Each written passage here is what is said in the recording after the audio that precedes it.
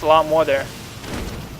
Thor is apparently very good against tanks, at least on siege tanks. Let's see. Plus 10 against armored. What? Siege mode.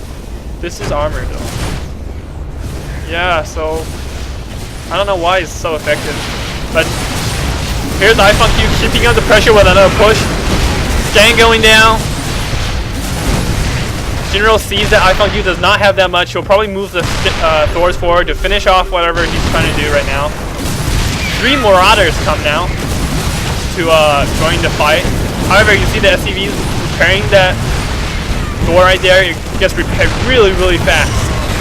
So SCVs with Thors is a force to be reckoned with, especially on the defense.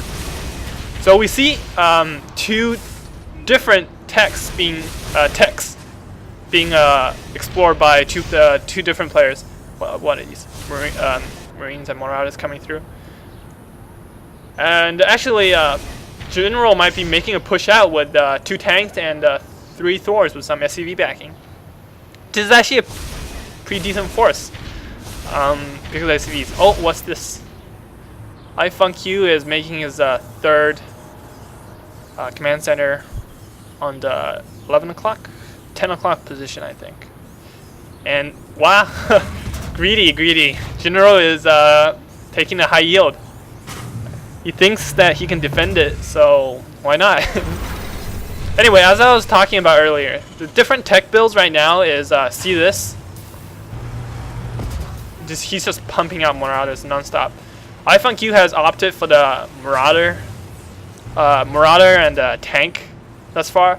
We'll probably see some what's that aerial unit that is he a starport? We'll probably see some Vikings later if Jinro chooses to go air at all, because very often you see Marauders with Vikings, mass Marauder Vikings with some siege tank backup in Terran versus Terran play. So right now I think, yeah, we're in for a big macro game. One thing about Marauders though, against Thors, they're not that great against Thors. Thors deal insane amount of damage against Marauders and Marines and tanks, but Marauders are more mobile. They are faster than Thors, especially with a stim pack. And there's Medvax. He's throwing a scan down to see Jinro's face right there, and Jinro throws a scan down to look at what kind of force he's up against. However, iFunkYou decides to not go the direct path. He's actually coming around and going for the natural expansion, which is a very, very smart choice. This SCV, he just saw all of that, and iFunkYou's gonna be able to do a lot of damage right here. Except these 2 tanks who are siege is raining down on them, on the Marauders right now. And Jinro pulled his forces back from the high yield he has to deal with the threat right here. And this constant scans being thrown down left and right. That is a lot of tanks and a lot of siege tanks. And the battle here, Jinro's is destroying iFunkYou. But look, I'm sorry I missed this. This is what I was talking about. Marauders are so mobile. Look at the Thors. Look at the Thors. Thors are here. Okay, Thor is here. Thors are finally there, but Thors are so slow compared to Marauders.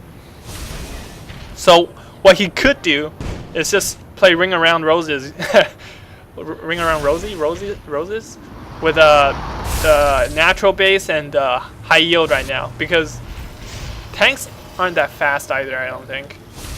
So it's just what you do with Zerg, like Zerglings, except with Marauders, I guess. Wow, I did not see this. This is gonna be a Marauder drop on his mains. So first he went for the high yield, then for the natural, and now he's gonna drop on the main.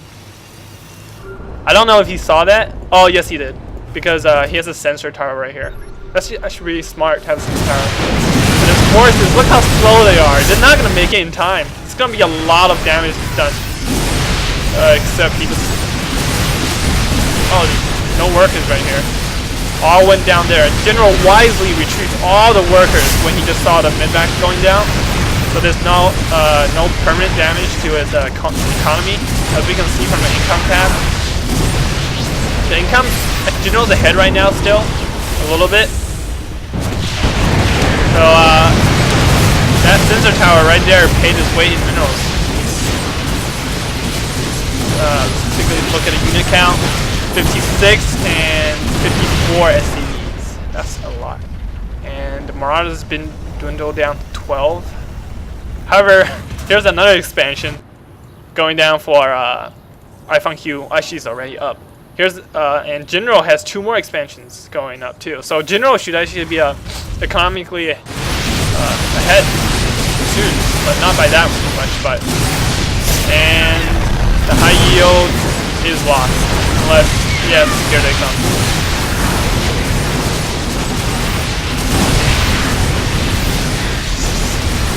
Crazy action going on everywhere. While all this is happening, while the battle's going on, everything's happening. And Jinro will be able to fend this off with Thor's. Should be fine. While this is happening, another command center is going down at the high yield. So there's a lot going on at any given time. I'm just going to take a look at the bases right now. 1, 2, 3, 4, 5, 6. I'm sorry. 1, 2, 3, 4. 5. 5 barracks, just constantly pumping out Marauders. He's going to stick to the strategy all game, I think. It's constant Marauder. And tanks. For Jinro, more tanks. Tanks are good against Marauders. They're very, very good. So, no surprise that Jinro's massing up a large number of tanks, backed up by Thors. And he is taking back the high yield as we speak. However, we see this force right here. Nothing in the medvac still. But I think there's no defense here. No defense here. Just a couple of Marauders. Just enough to take expansion out, I guess, because Jinro doesn't want to spread his forces too thin, because enough Marauders at any given point can just break through and take out expansion or his main. It's just bad right now for Jinro. Units are so slow. The steam moves out of range of the thief tank. And don't go back and fight it. Run. And just more forces over here. One Marauder destroying this command center right now. Oh, he's joined by 2 other Marauders. And medvacs go away, and the 3 Thors come up and